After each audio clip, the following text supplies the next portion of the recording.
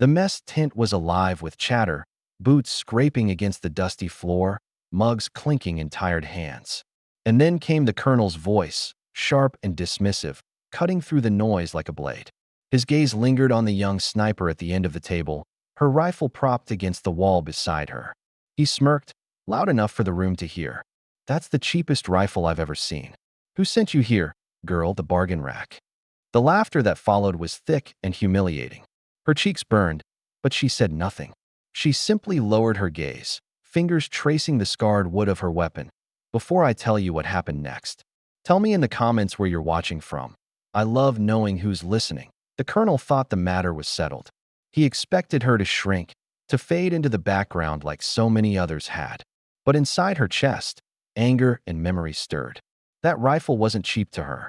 It had been her father's, carried across endless training fields, polished with care after nights she could still remember hearing him hum softly by the fire. Every scratch on its surface told a story of sacrifice, of survival. Cheap? No. It was priceless. She sat quietly, but the whispers rippled. Some soldiers shook their heads, others avoided eye contact. A few pitied her. She pretended not to notice, though her hands trembled as she lifted her cup. She thought she'd never see him again, the colonel who mocked her. She was wrong. The call came at dawn. A high-value target was on the move, shielded by distance and terrain.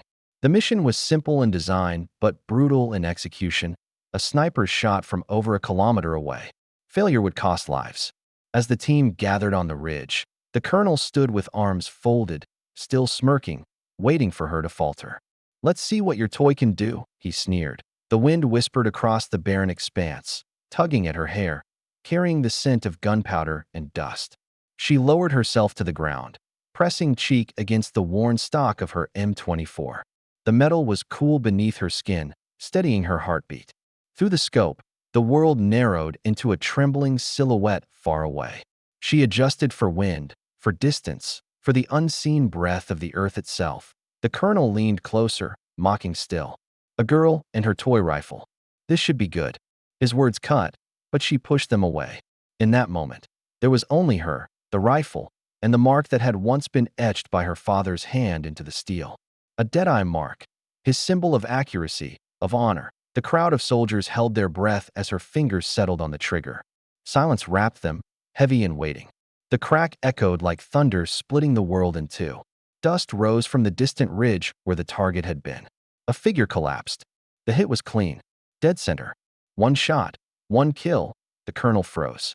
His smirk dissolved, replaced by something heavier, something he could not disguise. His eyes lingered on the rifle, on the dead-eye mark glinting faintly in the sunlight. The whispers turned into murmurs, and the murmurs into applause. Men who had doubted her rose to their feet. She lowered the rifle, her hands steady now, her heart no longer racing. Yet amid the triumph, there lingered a question. Should she have proven herself to a man who belittled her? Should she have cared at all? Was it justice, or was it simply survival? The thought flickered, but then she saw the faces of her comrades, the relief in their eyes, the gratitude. They were alive because of her. That was enough. The colonel stepped forward, his voice quieter now, stripped of arrogance. "That's not a cheap rifle," he admitted, almost to himself. She met his gaze, unflinching, and for the first time. He looked away, because courage doesn't fade, it waits. And it rises when it must. And the same rifle that had been mocked beneath the dim light of a mess tent now gleamed beneath the dawn, carrying the weight of a father's love and a daughter's unshakable aim. Thank you for listening to this story. If it moved you, share your thoughts in the comments. I read every one of them. And if you believe stories of courage like this deserve to be told, make sure to subscribe. Your support keeps these voices alive.